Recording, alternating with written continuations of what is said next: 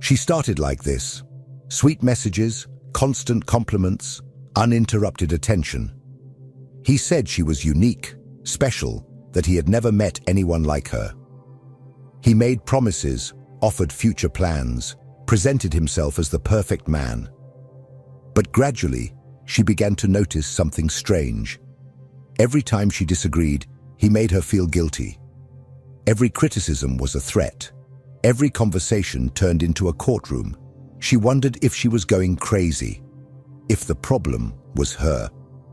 And him? Always with that controlled smile, that subtle superiority, that rehearsed speech of someone who never makes mistakes. If this sounds familiar, it's no coincidence. It's a pattern, and it has a name. Maybe you know someone like this. A friend who always needs to be the center of attention. A relative who never admits to being wrong. A co-worker who seems too charismatic to be true. Maybe you have lived with one of them. Or worse, maybe you are still trapped under the spell of a narcissist without knowing it. The narcissist doesn't come with a warning. He doesn't shout. He seduces. He wears masks. He enchants, manipulates. And when he realizes he has you in his grasp, he reveals his true face, cold, calculating, and deeply destructive. And the most dangerous part, he can make you believe that you are the problem, that everything that is wrong is your fault. He turns the game around before you even understand that you are playing. But to understand why these people are so dangerous, we need to go back to the origin, to the story that named all of this. The term narcissism comes from Greek mythology. Narcissus was a young man so beautiful that he fell in love with his own image reflected in the water. Unable to detach from his obsession, he withered away until he died. Freud was the first to turn this myth into a diagnosis, but it was Carl Jung who went deeper, who warned about the dangers of the narcissistic shadow, that hidden part of the human being that refuses to look inward and projects onto others everything it cannot accept in itself. Because narcissism is not just exaggerated vanity or egocentrism. It is a dysfunctional psychic structure that distorts reality to protect a fragile and inflated ego. It is an insatiable hunger for control, admiration, and power. It is an emotional trap disguised as affection. And the worst part? Narcissists are not easy to identify. They are masters at appearing normal. And while you don't understand what you are facing, they continue to undermine your self-esteem, your autonomy, your sanity. That's why this video is not just a theoretical analysis. It is a warning. It is a direct conversation with you, who may be trying to understand why certain people make you doubt yourself. Why you feel like you are always walking on eggshells. Why, even giving your all, it still seems never to be enough. Today, you will see what was once invisible. You will understand the workings of the narcissistic mind through the eyes of Carl Jung and other scholars of the psyche. You will learn how to identify, resist, and, most importantly, free yourself from this destructive cycle. Because the first step to protecting yourself from a narcissist is knowing how to recognize him. Are you ready to look behind the mask? To understand the modern narcissist, we need to go back to the beginning, before psychology, before Freud, even before Jung. We need to return to ancient Greece, where myths were not just stories, they were maps of the human soul. Narcissus was a young man of unparalleled beauty. Everyone desired him, but he desired no one. He ignored the love of others with coldness and disdain.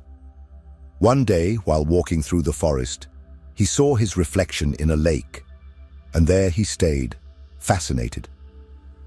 Unable to pull away from his own image, he was consumed by a selfish, solitary, and self-destructive passion. He died right there, drowned in himself. In the place where his body fell, a flower was born, the daffodil. But what does this story really reveal to us? Narcissus did not truly love himself. He loved the image of himself, a reflection, an illusion. And this is the most important point. The narcissist is not someone who loves themselves too much. They are someone who has created an idealized image to hide the deep lack of self-love. An inflated ego on the outside, but empty on the inside. An abyss coated in shine. Freud was the first to transform this symbolic tragedy into a clinical concept. He saw narcissism as a normal phase of human development, but also a possible disorder when this fixation on the self is not overcome. Carl Jung took the reflection to another level. For Jung, narcissism is deeply linked to the shadow, that unconscious part of the personality that the ego refuses to integrate. The narcissist, then, is one who lives in war with their own shadow, but projects it onto others. They do not see their flaws. They accuse others of them. They do not recognize their weaknesses. They turn them into attacks. The modern narcissist does not drown in a literal lake. They drown in the obsession with control, in the constant search for validation, in the refusal to accept that they might be wrong. They build a world where they are the center, and everyone else orbits around, until, inevitably, everything collapses. But what about you? Have you ever wondered if you live with someone like that? Have you ever felt that no matter how hard you try to please, it's never enough? Have you noticed that certain people seem to emotionally drain you, wrapping you in a cycle of guilt, doubt, and exhaustion? If so, brace yourself. Because now that we understand where narcissism comes from, it's time to examine how it manifests in daily life. In the next part, we will reveal the first key behavior of the narcissist, their seductive charm, and why it is so dangerous. Are you ready to see how the poison begins with a smile? If this content is making sense to you, click the subscribe button and subscribe to the channel.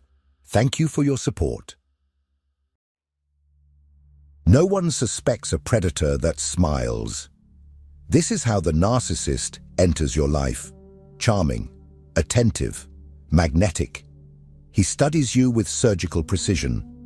He discovers what you value, what you miss, which emotional wounds are still open. And then, he molds himself exactly to fill that void. He transforms into what you have always wanted. He seems to understand you better than anyone else. He compliments you strategically, listens to you as if every word were sacred. But none of this is real. It's a mirror, carefully positioned to reflect exactly what you want to see. This is the trap. The narcissist is a master of first impressions. He knows that appearance matters more than essence at the beginning. And it is at this stage, the stage of seduction, that he wins you over. He makes himself indispensable. He creates a quick, intense, almost hypnotic emotional bond. In psychology, this is called love bombing, an overload of affection, attention, and validation that disarms the victim's natural defenses. You let your guard down, you trust, you surrender. But what seems like affection is disguised control. What seems like connection is, in fact, manipulation. Carl Jung warned that everything that is excessively idealized carries within it the seed of destruction. The narcissist idealizes himself, and by extension, idealizes you. But not because he loves you, but because he needs you to be a perfect reflection of the fantasy he has created. The moment you show flaws, doubts, human emotions, he feels betrayed. As if the mask you were supposed to wear to feed him is cracking. And that's when the game starts to change. The charm of the narcissist, deep down, is bait. He doesn't want to know who you really are.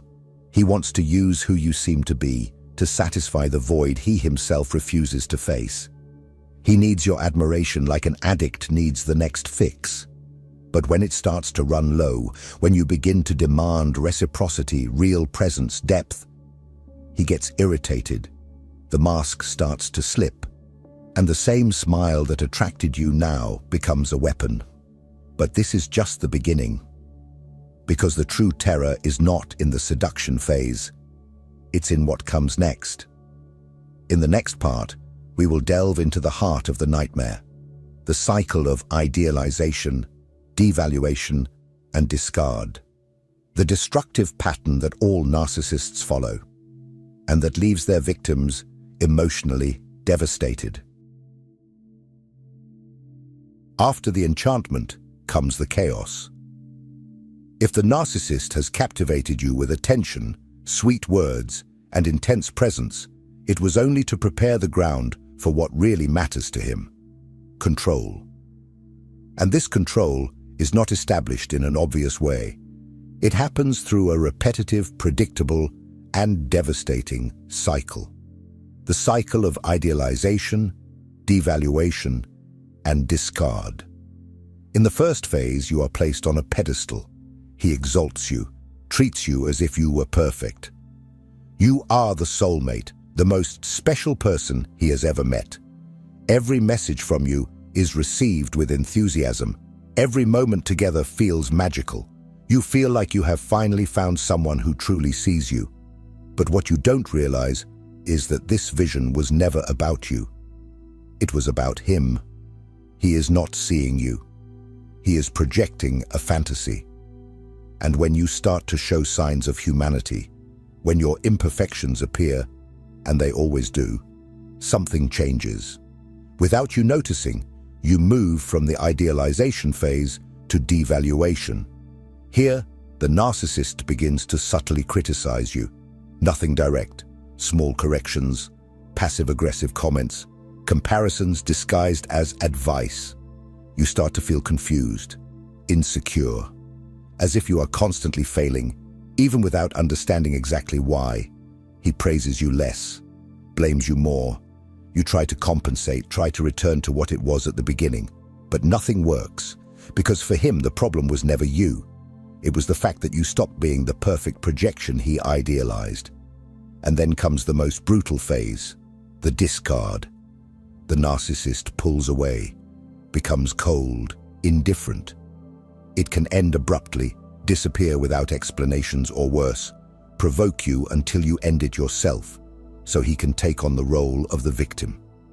In many cases, he already has someone else in mind, someone new to idealize, someone who hasn't seen the mask fall yet.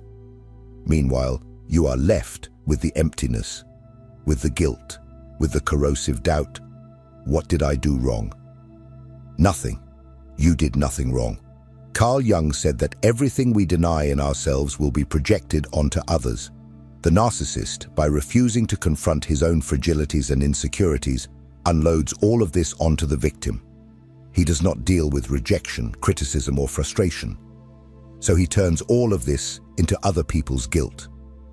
It is a pathological defense mechanism, sustained by emotional manipulation and psychic destruction. But the most dangerous part is that this cycle does not happen just once. Many return, apologize, promise to change, restart the cycle, and each return deepens the emotional dependency of the victim, who begins to doubt their own sanity. It is an invisible prison. And you? Are you inside this cycle? If so, it's time to see clearly what is behind this game: emotional manipulation. In the next part, we will reveal how the narcissist distorts reality, makes you doubt yourself, and traps you in a web of guilt and confusion.